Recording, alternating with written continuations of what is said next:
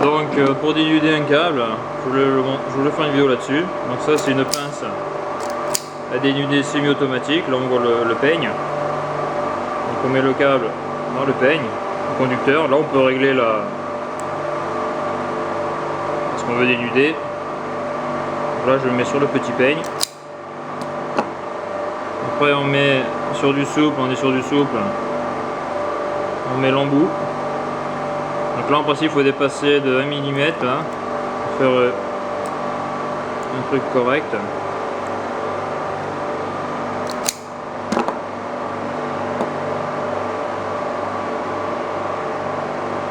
Voilà, donc là on dépasse un petit peu.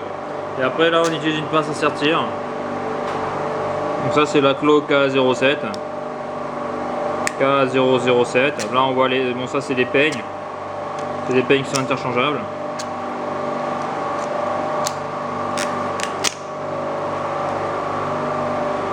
Voilà, on fait ça.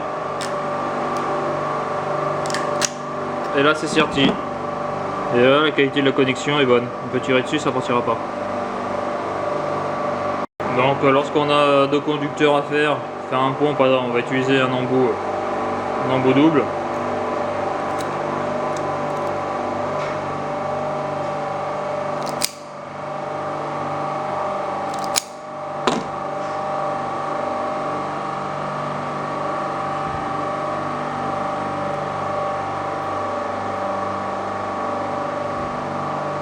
Voilà, et après on va sertir tout ça.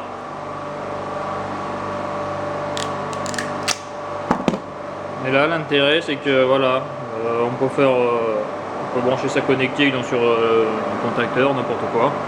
Et là il n'y a pas de risque de décrochage. Là la connectique est bonne. D'ailleurs dans l'industrie, hein, lorsqu'on travaille en tant qu'électricien industriel, tout est serti justement pour éviter les déconnexions et donc les pannes intempestives.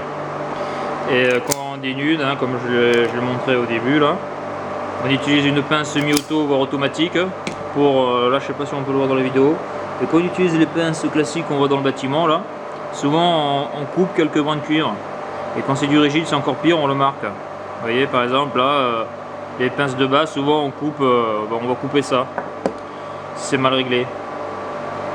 Bon alors on peut bien le régler, mais le problème c'est quand on en fait à la chaîne, au bout d'un moment ça se dérègle. Donc voilà. Et ouais, qu'est-ce que je voulais dire, à quoi on reconnaît un bon électricien d'un mauvais électricien? Le bon électricien il a une connectique qui est nickel. Ses connectiques sont nickel. Donc voilà, donc la pince à dénuder semi-automatique. Ça vaut, celle-là c'est une Bost, hein, elle a quelques années déjà. Ça vaut dans les 60 €. Et par contre la pince à sertir là, celle-là elle est excellente. Ça vaut dans les 120 €. Voilà. Donc voilà le fonctionnement de la pince.